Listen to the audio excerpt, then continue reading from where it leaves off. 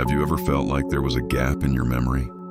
A missing moment, a face that appears in your dreams, yet you do not know who it belongs to. They say the mind erases painful memories so that we can go on living. But what if there were a place where those memories never truly disappeared? A place where you could buy back your past for the right price. I stepped into the shop, and the small bell above the door sounded as if it were waking something deep inside me. Behind the counter sat a man whose age could not be guessed. The wrinkles on his face looked like they carried stories from centuries ago. He looked at me without smiling and said in a rough, quiet voice, "Adam, you've taken far too long. Your box was nearly covered in dust." I froze where I stood. How did he know my name? I had not said a word.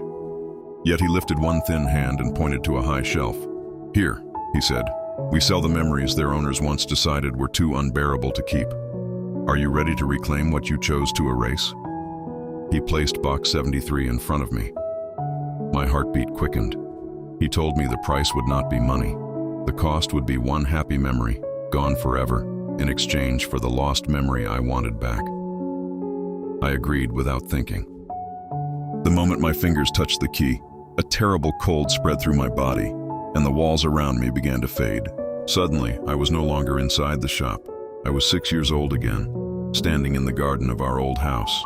There was fire, thick smoke, screams. I saw my father running toward the flames, and I saw myself hiding behind a large tree, too terrified to move. My mother had always told me that my father died in a car accident, but the memory I had just recovered told me something else. He had not run into that fire to save furniture. He had gone in to save my younger brother, a brother no one had ever told me existed.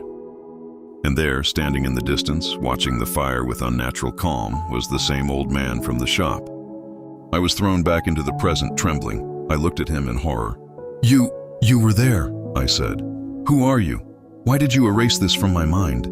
At last the old man smiled, not kindly, not cruelly, like someone revealing a truth he had guarded for far too long. "I am not a shopkeeper, Adam," he said. "I am the keeper, and you came to me 10 years ago and begged me to take this memory away, because the guilt was killing you." My breath caught in my throat. He leaned closer, and his voice dropped to almost a whisper. "Because you were the one who started the fire." The key slipped from my hand. The room spun, then everything vanished. I found myself standing alone in an empty street. My car was still running beside the curb. There was no shop, no sign, no bell, nothing, just rain. But inside my coat pocket, I found a small folded note.